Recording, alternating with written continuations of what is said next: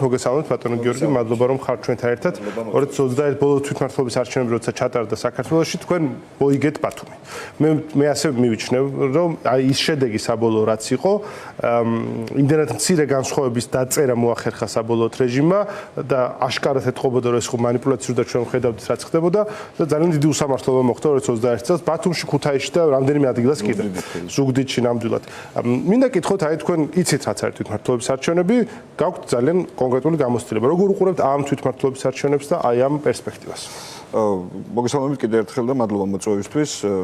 თვითმმართველობის არჩევნებში მონაწილეობის გამოცდილებაც გვაქვს და ზოგადად კარგად გვესმის, რას ნიშნავს თვითმმართველობა, მისი როლი ქვეყნის დემოკრატიზაციის პროცესში და ამას თუ მეორე მხრიდან შევხედავთ, ასევე რა მნიშვნელობის არის ხოლმე თვითმმართველობის არჩევნები პარტიული რაღაცა მშენებლობისთვის, განსაკუთრებით ახალი პარტიისთვის, ხო? როგორც ჩვენ ვართ. ეს ყველაფერი რა თქმა უნდა არის გასაგები, მაგრამ ეხლა საერთოდ სხვა ვითარებაში ვართ. თუ იქ დაუბრუნდებით რა ეს თქვენ საუბრობდით 2021 წელს და მაგალითად ბათუმის შემთხვევაზე ვისაუბროთ. არა მხოლოდ მოუგეთ არჩევნები და პირველივე ტურში დამთავრდა ეგ საკრებულოს ნაწილი და გახსოვთ 19 მანდატი ქონდა ოპოზიციას და მხოლოდ 16 ქონდა ქართულ ოცნებას. მაგრამ როგორ გაგრძელდა ყველაფერი, ხო ყველამ კარგად ნახეთ. ირაკლი კობახიძის ჩამოსვლა ბათუმში, მუქარა უკვე დასრულებულ არჩევნებზე რომ მათ მაინც ექნებოდათ უმრავლესობა, ნუგზარ ფუტკარაძის გარდაცვალება და ის ამბები შემდეგ რაც მოხდა, ხო?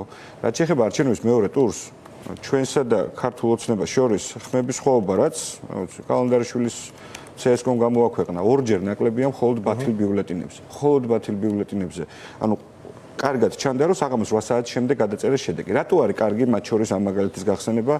თქვენ ლეოს წარმომადგენელს ესაუბრებოდი და იმ არჩევნებში მაგალითად ირაკლი კუპრაძესთან ერთად ვიბრძოდით ჩვენ ბათუმში, რომელსაც ასევე კიდევ ერთხელ უდესტურებ პატივისცემას და ირაკლი ყველაზე კარგად იცის როცა მოინდომებს რეჟიმი, რა მარტივად შეუძლია მას ნებისმიერი არჩევნების შედეგის გადაწერა. ეს ხდებოდა 2021 წელს. ეხლა საერთოდ სხვა ვითარებაში ვართ. იმის შემდეგ არა თუ გაყალბების მექანიზმები დახვეწა ხოცებმა, არამედ რა ვიცი, ყველაფერი საშინელება ჩაიდინეს, რაც კი შეგვეძლო ან არ შეგვეძლო წარმოგვედგინა. საერთოდ თქვენს რომ ისინი მართლა რეჟიმი არიან და არც ევროპელი პარტნიორები აინტერესებთ, არც ამერიკა და ამჟამად დეკლარირებულად ისინი ამას აკეთებენ. უამრავი პოლიტიკური პატიმარი ციხეში, ნაცემი ადამიანები, გაუარესებული კანონმდებლობა, იმის შემდეგ მიღებული რუსული კანონები, ეხლა თქვენ შესახებ მიღებული კანონი და ასე შემდეგ და ასე შემდეგ. ამიტომ განსაკუთრებით ამ გამოცდილებიდან რა გამოცდილება ჩვენ გვაქვს ყველა ბოლო არჩევნებში და მათ შორის 21 წლის არჩევნებში, რა თქმა უნდა, ყველა ლოგიკის მიხედვით ასეთი ტიპის თამაშის წესებში ბიზნეს ივანიშვილს არ უნდა შეყვეთ. მე უსმენთ თქვენს წინასწარ ბოდიში და უცებ დავამთავრებ ამ ნაწილს. აი 2024 წელსაც კალანდარიშვილი იყო თავმჯდომარე CSKOS-ში. კი რა თქმა უნდა იყო კალანდარიშვილი CSKOS-ს თავმჯდომარე, მაგრამ 2024 წლის არჩევნების შემდეგ გაუარესებულ რუსულ რეჟიმს ჩვენ თუ გვეგზნობთ ამ ქვეყანაში, მაშინ რაღაცა თლად კარგად არ აქვს საქმე.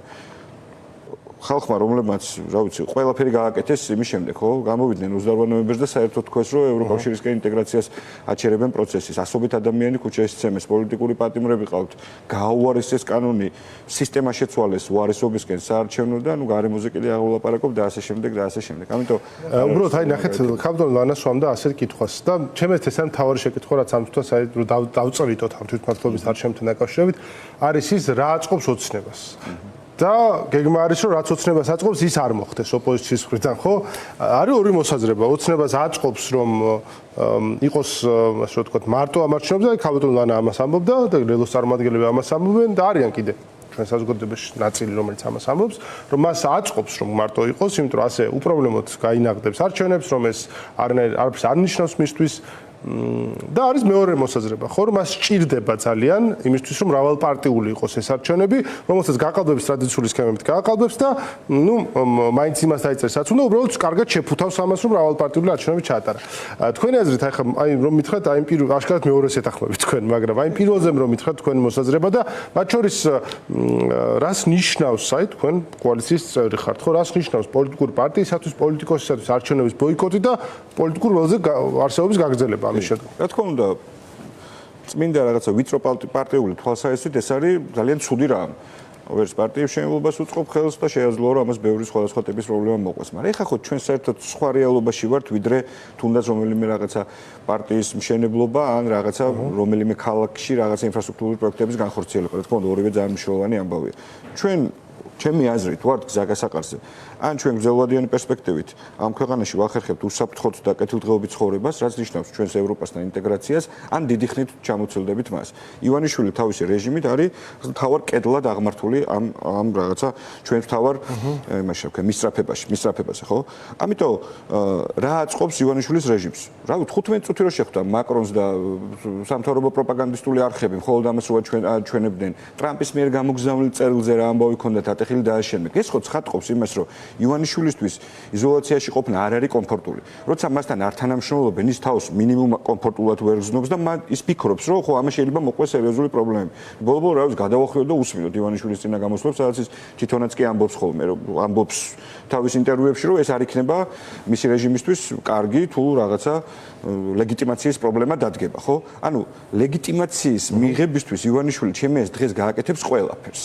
და ლეგიტიმაციის მინიჭება სწორედ ამ არჩევნებში, ამ ეგრეთ წოდებულ არჩევნებში ეხა შეყოლა. როცა ყავს პოლიტიკური პატიმრები, მიტაცებული ძალაუფლების ხალხისთვის უკან დაბრუნების არანაირი რაღაცა სინათლის ხივიც არ ჩანს, ხო? ანუ იქ პლებისციტზეც იყო საუბარი, ჩავწეროთ რაღაც პლებისციტი გავაკეთოთ, ან რა ვიცი, რაღაცა თვითმმართველობის არჩევნებთან ერთად ჩავატაროთ და ააშენოთ. ანუ არაფერს არ ამბობს ბიძინა ივანიშვილი, უბრალოდ ის ხდება ლეგიტიმური რაღაცა რეჟიმის შენარჩუნების ნაწილში, ისე რომ მას არაფრის დათმობა უწევს. როგორ შეიძლება ეს ივანიშვილისთვის არ იყოს კარგი? ცუდია ივანიშვილისთვის ის თუ ექნება საყოველთაო ბოიკოტი მას ამ არჩევნებზე და კიდევ უფრო დამძიმდება მისი ესე თქვა საკითხი აღიარებასთან მიმართებაში. როგორც ქვეყნის შიგნით, ასევე ჩემი აზრით ბევრად უფრო მნიშვნელოვანი მისთვის ასევე არის ქვეყნის გარეთ რას ფიქრობს ჩვენი სტრატეგიული პარტნიორები. არა ვარ ჩვენ შუა საუკუნეებში, როცა ივანიშვილი შეუძლია რომ შემოღობოს რაღაცა ჩვენი ქვეყნის ის ტერიტორია, რომელსაც ის საქართველოს და არ აინტერესებდეს რა ხდება ქვეყნის საზღვრებს გარეთ, რა ურთიერთობები ექნება მას ჩვენ დასავლელ პარტნიორებთან და ასე შემდეგ. ეს მართლა არა. გიორგი, უნდა გითხოთ აუცილებლად ადამიანები, ვინც მიიჩნევენ, რომ ნათი ნაწილი ხა ამ შემთხვევაში ლელოზე ვერ ვიტყვი, ვინც მიიჩნევს, რომ არჩევნებში გასვლა აუცილებელია, ამბობენ ასევე იმას, რომ რაღაცები უნდა ვაღიაროთ. მათ შორის ის, რომ არსებულმა პროტესტმა რაღაც კონკრეტული შედეგი ვერ მოიტანა. კი ბატონო, დელეგიტიმაციის ეს ხარისხი არსებობს, მაგრამ ნუ ხელისუფლება ავტორიტარიზმს აძლიერებს, ხო? და რაღაც ახალი გზა არის მასთან, ახალი შუნთქვა საჭირო, ახალი ეტაპია საჭირო. ასეთად ხედავენ არჩევნებს.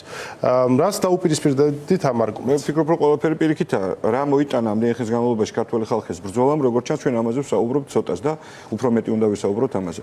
ის რომ მოსახლეობის უმრავლესობა ბიძინა ივანიშვილს აღიარებს რეჟიმად და ხელისუფლებას მიტაცებულად, ის რომ ჩვენი საერთაშორისო პარტნიორები მას არ აღიარებენ როგორც ლეგიტიმურ ხელისუფლებას, ეს არის დიდი გამარჯვება. ის რომ სანქციები უწესდება რეჟიმის წარმომადგენლებს, ეს არის გამარჯვება და ეს არის გამარჯვება ქართველი ხალხის, ხო, რომელიც კიდევ ერთხელ ვამბობ, იბრძვის უკეთესი ცხოვრებისთვის და ეს უკეთესი ცხოვრებაა ჩვენთვის ევროპული ინტეგრაცია. ოღონდ ვერ იქნება ევროპული ინტეგრაცია თუ აქ ქვეყანაში ყავს ადამიანი, რომელიც როცა გადაწყვიტავს, რამდენი ხნითაც გადაწყვიტავს, იმდენი ხანია იქნება მიტაცებული ძალაუფლება. სამართლიანი თამაშის წესები უნდა კონდეს. მას ეგ არის, ხო, პირველ რიგში რაღაცა ევროპასთან ახლოს მისვლის მთავარი გზა.